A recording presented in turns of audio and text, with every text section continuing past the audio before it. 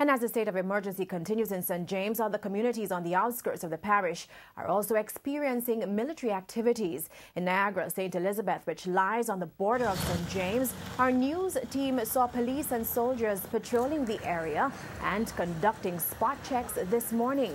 Some residents have given the initiative a thumbs up. You never can't live there now, but them boy all run past through here.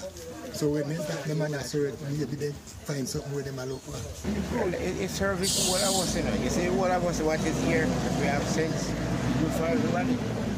And I like say good for me, very good for somebody else, but you can say, the man do. His uncle around do, I feel like themselves right, and now, it works for them.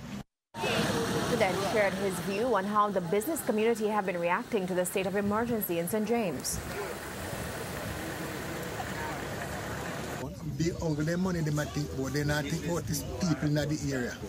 Because me hear them talk about, up to this man, me hear them talk about them, they don't make more money and whatever. What about it? What about money to your life?